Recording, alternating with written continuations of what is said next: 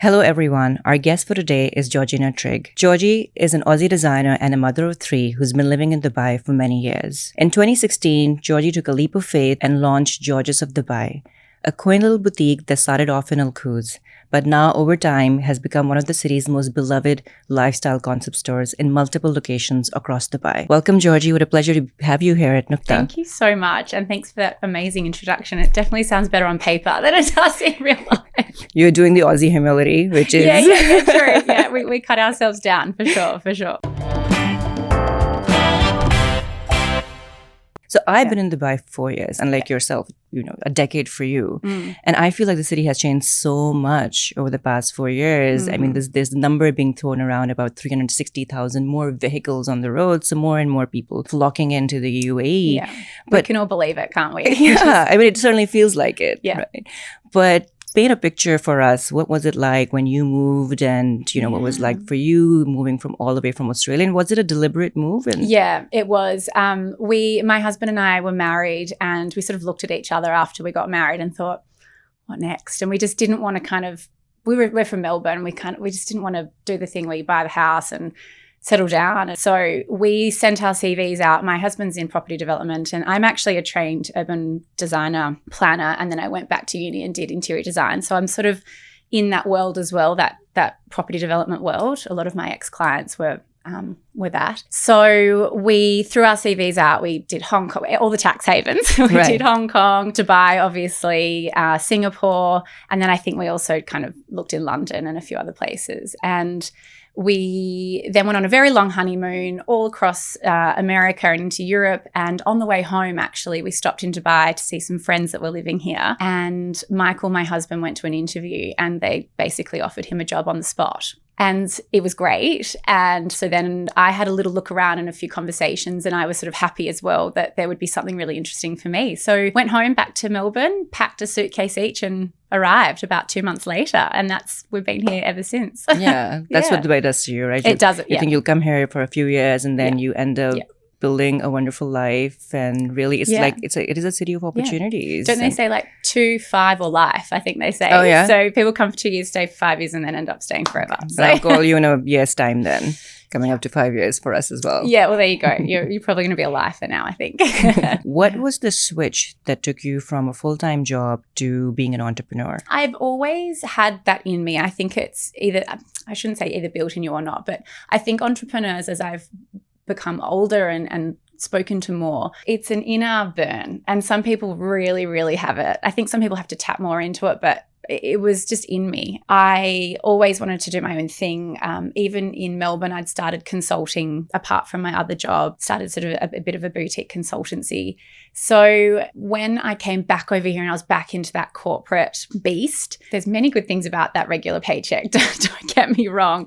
And it was a wonderful place to work. But I was always seeing little slip lanes of opportunities. And one of them was having somewhere to go. And this is, mind you, 9 years ago now. So it's a very different landscape. But there was nowhere to buy accessories in Dubai, really. We had the big American, the Pottery Barn and the West Elm and whatnot. But there was nothing really handmade or authentic that we were flying everything in. I mean, I was using suppliers from Australia that I had worked with prior and flying them into Dubai to accessorize shelves in Jordan. It was wild. So I guess I kept seeing these opportunities, but really the catalyst, as many women have journeyed before me, was falling pregnant with my first child and thinking, okay, at that time, the UAE law was 45 days maternity leave. It just wasn't really in my playbook to do that, to have a baby, leave him at home and head back to work in 45 days. It wasn't what I wanted to do. And luckily enough, there was an opportunity for me not to have to do that, because I know some people do. So yeah, that was really the kicker. So by the time I gave birth, far too early for my plan, but I think I had already, just through work as well, through flying in these accessories and flying in these products, I had kind of worked out, right, I need a shipping, like a clearing agent. So I found a clearing agent, and I needed this license and I needed that license. And so I'd sort of collated a file on my computer of, these are the things I need to work out how to do. I'd worked out sort of 50% of them say. So when I decided to leave, I kind of had at least half a business started already. You get one life. What do you want out of it? How can you make it work for you? And I think when you do have that questioning mind of, yeah, as I said, like a little slip lane there for an opportunity, or that, or that, or that, and you just kind of think, righto, there's something there. What do I want? Pick one of them, make it happen, kind of thing. So, but in saying pick one, I had really robustly kind of put together a bit of a business plan and a how-to of this idea that I had. So it was more practical. You were working on it for a while and you were sort of transitioning out. Yeah. I think for a lot of us, who want to go into entrepreneurship, again, it's the paycheck. Every month, and just the devil is better than the devil you don't. And then 100%. A lot of us don't end up, sort of taking that leap, even if you have an idea and you put it on the back burner. Yeah. So do you have any advice on people who are contemplating, let's say they don't have any barriers, for example, obviously finance is not a concern, you're just comfortable, but a lot of people struggle with putting themselves out of their comfort zone. I mean, look, it's a really hard thing for me to kind of comment on because I was so lucky that my husband was like, go for it, do it. And also, let's remember, I didn't have kids. We were living in a little apartment. We could pull back our finances. We were used to get two fairly great incomes, and mine was cut overnight. I think mentally having a child as well helped that transition, because I was like, well, I won't be working anyway for a time because I'm not going to go back after 45 days. So I think that helped. So I think, again, looking forward about what you want out of your life can help make those really hard decisions. So maybe for a year you go down to one car, or, just look at how financially you can pull back your lives, which is difficult in Dubai these days. It was a bit easier back then. And then second to that would be, I think you just have to be really brave, and you just have to knowledge. I don't think you can just jump off a cliff and go and do whatever you want. You have to have some experience in it. You have to have spoken to people. You have to have researched. You need to feel that feeling, that gut feeling like, I'm going to make this work. I know I can make this work. And I think that's maybe the difference between someone that just believes so much in what they're doing, but actually knows about what they're doing, than like, I'm going to make a jewelry brand and it's going to be fabulous because I love jewelry. Well, do you know how to make it? Do you know where to source how much sourcing product is? What's that going to cost you? How are you going to get it here? Who's going to make it for you? How much is that going to cost? What's your market? Like, it's short, jump off a cliff, but have that information worked out. Did you have any sounding boards when you were doing this? Any mentors or friends who? Lots of friends. Yeah. My husband, just so supportive. Like, he's just like, I mean, blindly, but believes in me. But also, I think that comes from, like, I'm a very hardworking person. I always have been. I mean, last night I was on site. We're renovating our store, and I'm with all the lads, like the construction guys, in my sweats, like, down on my hands and knees, scrubbing the marble. And they're like, Madam, no. I'm like, no, guys, this is my shop. Like, I want it to be perfect, and you guys are all working. I'm not going to stand here and watch you, scrub the floor. If I'm here, I'm going to scrub the floor. So I think in terms of having his support, he 100% knew that if I was going to do something, I would do it to my absolute 100%. There was never a kind of any question that, George is going to have a go at this. And, if it didn't work, it genuinely either was something that I was not versed in. Yeah. But effort or commitment was never going to be a question. So I think that's where that came from. And then, yes, I've got some really, really clever friends who are very forthcoming with help, support. My parents are incredible, and my sister and brother, they're amazing. So, yes, very supportive. But at the end of the day, when you're an entrepreneur, it's just down to you. Yeah. Sometimes you feel so lonely. Of course. And you have 1,000, I always say I've got 475,000 tabs open in my brain. And even though I've got an incredible team and a great support network, 99% of those tabs can only be actioned by me. Yeah. And that's overwhelming sometimes. And the other important thing that you said was about scaling back on your life. Now, Dubai, like any other big city, it can become a little bit about keeping up with the Joneses, right? So when you think about, okay, I'm going to one salary out, so obviously you'll have to cut back on this. And I guess that's where your Australian being laid back kind of kicked in. I was You're going like, to say, I'll tell you what, it is the people you surround yourself with. Honestly, I mean, the crew that we have around us as our great friends, they're just salt of the earth. Beautiful people who couldn't give a hoot if you are wearing whatever and doing whatever. I just think just keep good company. Keep people around you that are good for you. They feed you. They don't suck from you. They add something to you and make you feel great about yourself and what you're doing. They don't go, you can't come to lunch. Oh, you're not wearing this. I mean, no one wants to be around those people. I don't. No. Maybe some people do. I don't. No, absolutely. Certainly. And the people who love you will love you. They don't love you for the title or if you have a successful business. Exactly. They love you for who you are as a person. And that would remain so no matter what you did in terms of your career or didn't do, right? Exactly right. And I think the older you get, the more you just... I mean, I just couldn't give a hoot. I am at the point where I'm like, I am so tired. I have got these children that just are so beautiful but need so much. And I've got this business that's, again, it's a little blip on the world, but it gives me purpose and passion. But, we're not brain surgeons. We're not rocket scientists. It's everything. You need to just take everything with a grain of salt and really kind of come back to that authenticity of how you want to live, what kind of person you want to be, how you want to be out there in the world, how you treat people, and keeping up with the Joneses. It shouldn't be important. No, I agree with you. So one of the things that really struck me about Georgia's, I walked into your Motor City store and it's just that every piece is beautifully curated. I think the selection is just incredible. Thank you. And I think one can spend a lot of time just looking around, in that store. Yeah, that's the idea. Well, you've nailed it. Great. Yeah.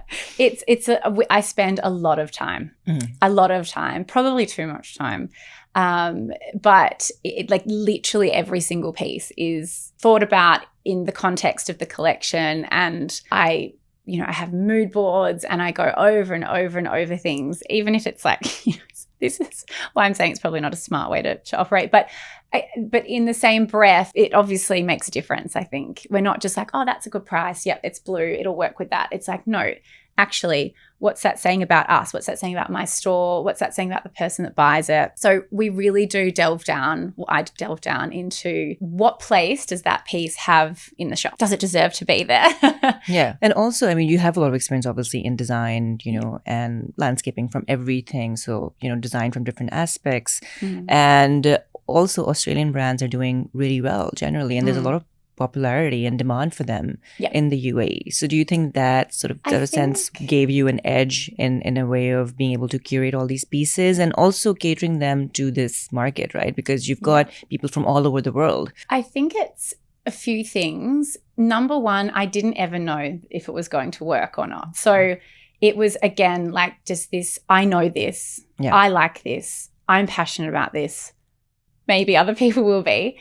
So there was that. Then there's the fact that we all live near or by the beach, and whether or not you are actually on the beach in Jumeirah like we are, or if you're back, in the Greens or wherever, it's still that summery, beachy kind of feeling about the city, and that is very Australian. So that was sort of a little piece of the puzzle that I pulled together and thought a lot of the Australian designers, they've looked at global trends, or not even trends, but kind of global design aesthetic, and they bring it home and they make it their own. And I think that beachy, without being, rattan and palm leaves and things, it's like this very sophisticated, layback aesthetic. And I think that's what works a lot. In saying that, I'm also from Melbourne, which is the more European city of Australia. We do have very cold winters and sometimes cold summers. So we also have that kind of countryside, autumny, autumnal kind of wintry aesthetic as well, which I think a lot of the Brits enjoy when we get that in seasonally. So I think, again, Australia is a melting pot of everyone in the world. So it is actually a great kind of case study of there's all these people contributing to the design community in Australia, creating these products, and Dubai is almost a mirror of that. Probably a little bit more spicy, if you will, to Australia. But yeah, I think they resonate really well with each other. And Melbourne also has a really lively art scene. At least in my experience, I found it, you know, the art scene a lot more lively and vibrant, you know, as compared to Sydney. Yeah. So I think that also kind of translates into, I think so, yeah. in terms of your just understanding of design but aesthetic is also so relative, right? Because when we were renovating our kitchen, and you know, we did like I also love interior design, you know, just something that I'm really passionate about. That's why I found your story so interesting. But when I was looking at it, and you know, like, oh, this, you know, this year these colors are in, and you know, this design for your kitchen is not in fashion anymore. So how much of that do you think translates into, because Dubai can be about fads and about, you know, the pursuit of the latest new thing and keeping up with, you know, what's happening in the world and those color palettes. Does that have any effect on the decision making? Not directly, but you can't say that it doesn't, because everyone we're buying from or sourcing from is influenced by a trend, whether or not they think they are or they're not. They just are. But I do try to stay away from, you know, there was the Bukal, everyone was doing Bukal fabric chairs, and I was like, no, that's not us. So I think obviously, yes, well, there's always something that's influenced by the trend and everything, but I think it comes back down to really who I am as well. And I'm not saying that I'm, you know, too like above a trend. I'm not saying that at all. I think some trends are fantastic, but for me, it's about creating longevity and people to come in and have a connection with pieces. And for that, I think that transcends trends. I think if you truly love something and you're not just putting it there as a piece to go on a shelf because it needs a white vase. It's like, oh, I found this really cool vase in this little shop and I really love it.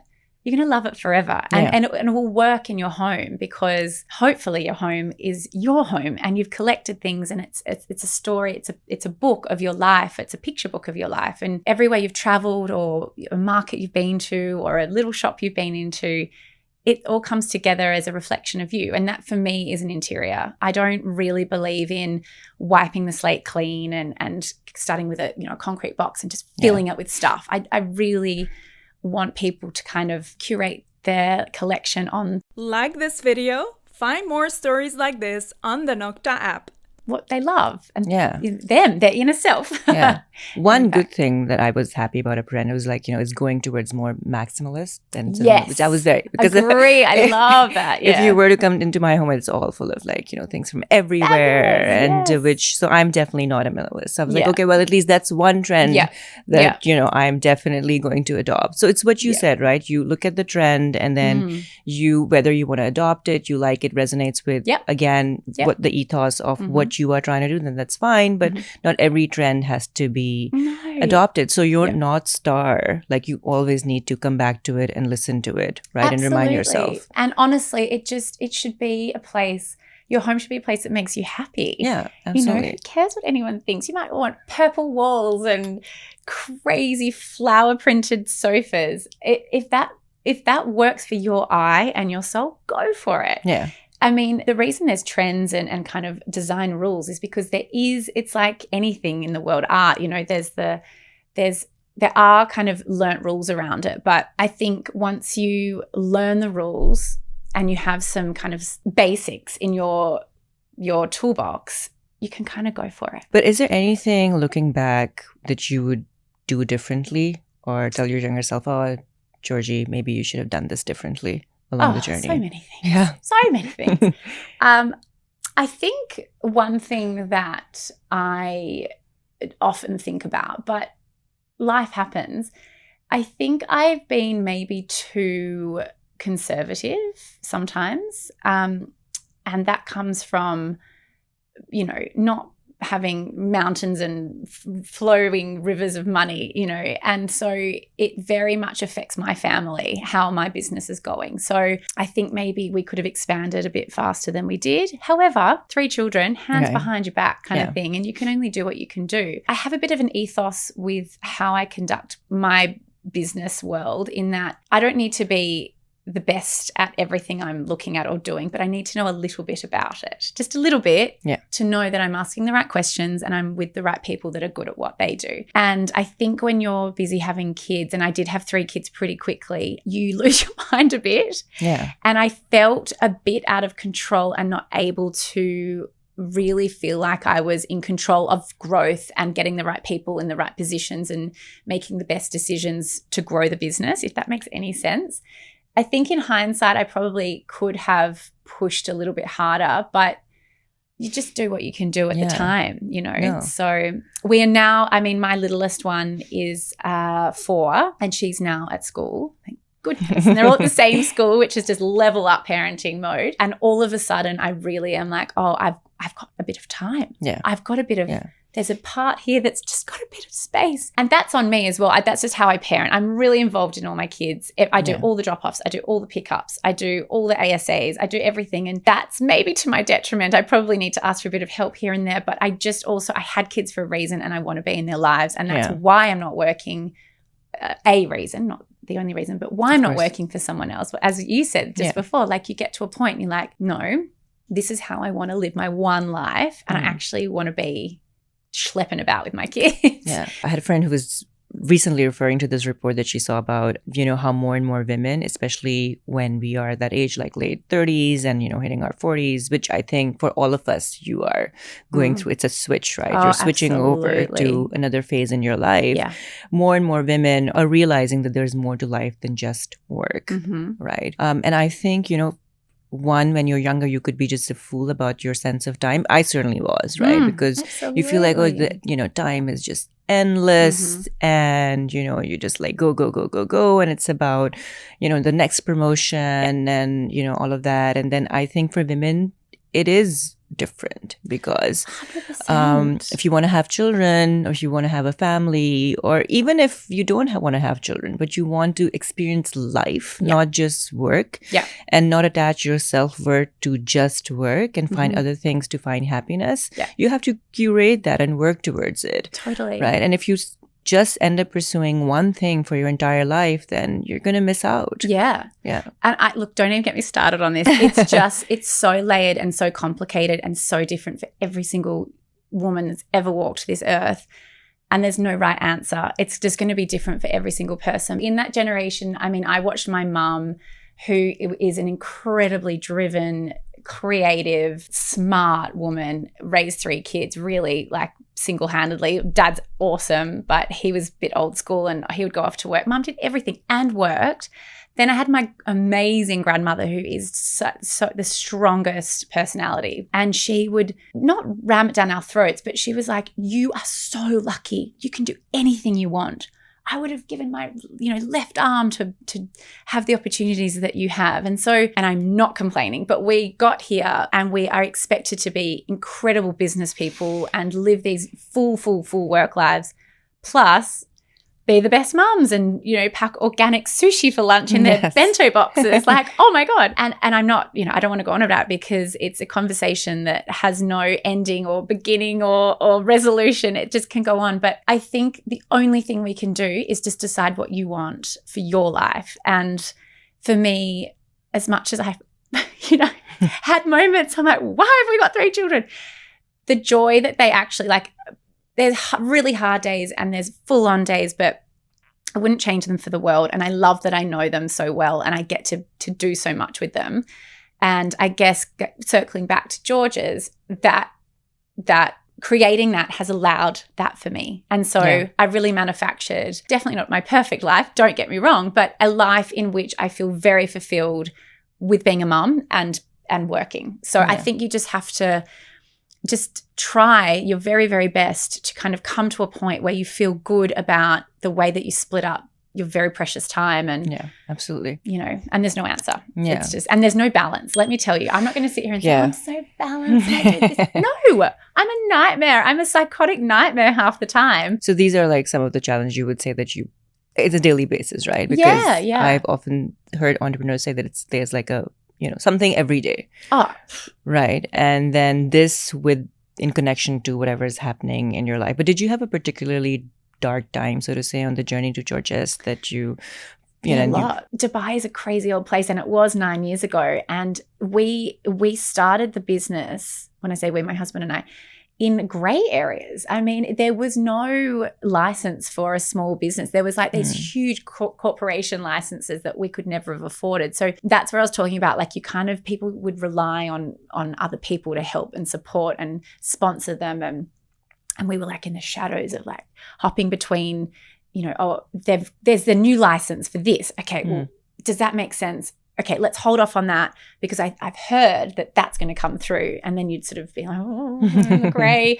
And then, yes, that one came through. So that one makes sense for us. So there was definitely that. And then, not that it was dark times because they're my children, but I mean, I'm not an earth mother sitting here going, oh, you know, it was hard work. It was hard work. I didn't have one day of maternity leave. Yeah. My first, I had 3 months, and I opened the store and I was breastfeeding in the change room, you know, as people were coming going, I'll be with you in a second. Yeah. That was hard. And maybe that's probably not the right way to do it, but it was the way I did it. So there's a point, I think, where I'm not sure if it's the right way to do it, but I don't think I just do. And you just put one foot in front of the other. And maybe on reflection, there was a smarter way to go about that time. But what do you do? You just do it. Yeah. And then you kind of end up here. And I think that's, again, to kind of back where we were before. I do feel like now my children are a bit older. I turned 40 this year.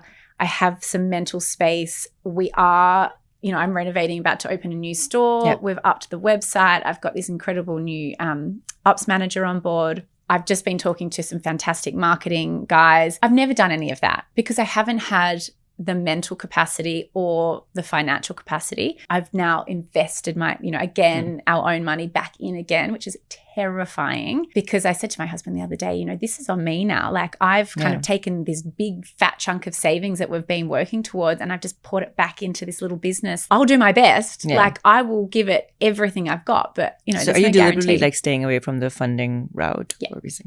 Yeah. I'm not interested in it. My gut feel is that this business is not really scalable to then be like, get to a point where you can just kind of pay out investors and everyone's happy days and you walk away in 5 years and everyone's made, you know, it's a healthy little business. It's a little business, very, very difficult to scale, very labor intensive to scale, very expensive to scale. We could go into it for hours, but the model is very old school. It is a bricks and mortar retail business, which is terrifying. We ship all of our products from the other side of the earth. So that's fun. I was going to say the supply chain would be. That is, I'm basically a logistics manager most of my days. If you're in this game to make a ton of money, this is not the game to be in, I don't think. But in saying that, the community, I think, that we've been able to create, and the authenticity, I feel like, and I hope, and maybe it's just my newfound like brain space, but I feel like we're sort of on the cusp of really, really now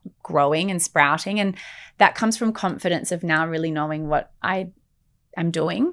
And I've tested the market now for almost 10 years. And I think before this, I really haven't had the confidence to really go out there and just push it. Yeah. Now we're in our new, so we're about to open in the Spinneys on the corner of Umm Al Sheikh and our Wassel Road, that old school Spinneys. It's not Dubai Mall. It's not Mall of the Emirates. It's so perfect for us. If I love that area. Anyway, Al Wassel is just so nice. It's so nice. And anyone else in the world, I mean, I always refer back to, in Melbourne, we've got High Street Armadale, or you've got Pimlico Road in London. And we don't have those in Dubai. We just don't. But for us, this is like the closest little neighborhood village shopping center point that you could find. So for us, it's perfect. And I think being able to open there has given me this shot of like, this is our people, this is our spot, this is where we make sense in Dubai. Like, I really feel like that's our real home. I mean, and obviously Motor City, but it's just this second kind of venue that I feel really, really confident and good about. So I'm hoping with that, and we've signed for another location in May 2026 to open. So there's kind of like this energy and this sprouting, you know, opening like a flower finally after 10 years. And this is what again, coming back, I feel like sometimes I could have come to this point a lot faster if it hadn't been for having 3 kids. Yeah.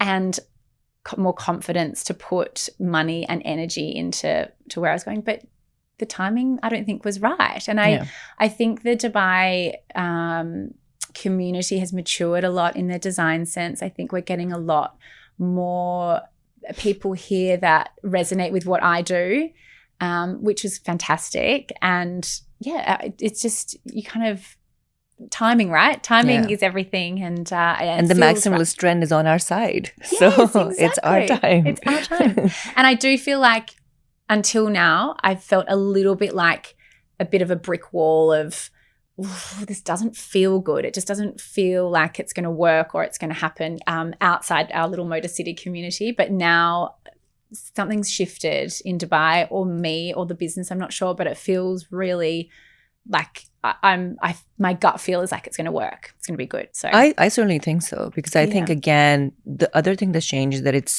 Dubai used to be transient. It still is, but a lot of people are now putting down their roots and building homes. Yeah. So you want your home to, not to say, I mean, obviously, like, everybody has their own aesthetic, and you could go for all white, and there's pieces and Georges that can relate to that as well. Yeah. But homely, so you want lived in things, and you want again, like things that remind you of you're not just sort of where you've been in a rental for a year and you just slap something up on the wall. It's like, no, I'm actually going to invest in this piece because if we ever move, but we probably won't, I'll take it like it's part of our home life. And when you do that, you invest in art, and you go looking for pieces, because I can certainly see that shift, from versus when we were renting, and now that we have a place of our own. So even every corner, I think about it. Okay, like this piece should go there. So more of that is also, I think there's more demand for a place like Georges, where everything is, well thought of. Yeah. And I do think, we try and push our online store as well, but I just think that people do miss that little villagey kind of like, meander. And I know we don't have a gorgeous little high street to meander down, but, in Motor City, you can go to Waitrose and buy all your yummy bits and pieces, and then you can get a coffee from Lime Tree, and then pop in and, that's a lovely little soap. Oh, yes, I do. I've got a dinner. That's what I do, by the way. Yeah, great. I've got a dinner tomorrow night, and I need a little hostess gift, so we just pop a little ribbon around it for you, and off you go. So it's trying to create a bit of culture as well in Dubai, like a bit of kind of community culture, because that's your little shop, that's your little world, your little village, and we're the local village shop. No, I think so. And I think for a lot of, like, I know a lot of people who enjoy it so much, like the meandering, and like I was in Jakarta a couple of years ago, and then you go to the antique market, and then you can spend hours so cool. In there. So a little bit of that in terms of the space that we have, and how to create those little corners and little pieces of, just, even if you don't end up buying something, but just it's giving you something. The wonder, and just which I think is what Georges is all about. That's what we try to do. And even the way we train the staff, we try to say, people, you want to feel like you're coming into someone's home. Leave them to just meander, to have a little journey around the store. Ask them if you can help, but welcome them and make them feel they can stay for an hour if they want to, and have a chat. Bring their coffee in from Lime Tree and stand there. And we have these gorgeous customers that come and see, especially Maricel, our store manager there, and she'll be like, oh, how did the school play go? And they're like, oh, very, fantastic. And she knows, the kids' names, and we really try and put a big emphasis on people resonating and feeling and like building your community, right? Feeling like, part of their neighborhood. One last question for me, Georgie, is are there any stereotypes you think that are, perpetuating when it comes to like the business that you're in, or any biases or anything that you've sort of encountered or broken while you've been on this journey? There is a little, and I am the living kind of proof of it, that often you are looked at like as a mum with a side business. But that's literally the reality of, I'm sitting here as a mum with a business. But I don't think sometimes people understand how much I work, and that can be difficult sometimes to explain why I'm not doing something, or I'm not somewhere, I can't come to drinks, or I can't do this. And it's like, oh, but you just got your little shop. It's like, oh no, I do all the accounting, and I do all the Yeah. the VAT refunds, and I do this. So that's maybe a little bias of like, it's quite a hidden, when you're an entrepreneur, sometimes the load can be quite hidden. Sure. And you know, I'm not the kind of person that's going to be shouting, I'm so busy. So it's probably on me a little bit too, that I do absorb a lot of that. But I think I haven't really had any, you know, oh, you're just a woman, you can't do this or do that, any of that sort of bias. I've always been really supported and brought up by the men around me, including my mates and my husband. And, you know, I am pretty good at asking for help when I don't know, not so much with my kids, but, you know, my husband's amazing. He'll sit down, and he's a spreadsheet guru kind of thing, and he'll sit there with me and we'll do cash flowing together. But also I don't listen. Yeah. I just don't listen to people. If this is my journey, this is what I'm doing. I'm this far in now, like it's 10 years, buddy. So, you know, this is what's happening. No, for sure. Well, thank you, Georgie. I really Thank you. appreciated this conversation because Yeah. it was just so authentic. And again, like I think whether you're building a successful career, whether it's in the corporate sector or in entrepreneurship, I think that it's difficult to get people to open up, and you've just been really forthcoming. And I knew that you'd be. When I was researching on you, I was like, Georgie's going to be super forthcoming because I think it's really important for people to know the good, the bad, the ugly, Totally. and how tough it is. And sometimes it can be really difficult to pull yourself up and you know, soldier on. But I really am rooting for you. Thank I'm you. We rooting for need Georges. that energy. It's going to be a big end of the year. So thank you so much. And I'm really excited about the Alvasal store. Yeah. There's a picture in my mind already about it. But thank you so much, Georgie. I really appreciate it. Thank you.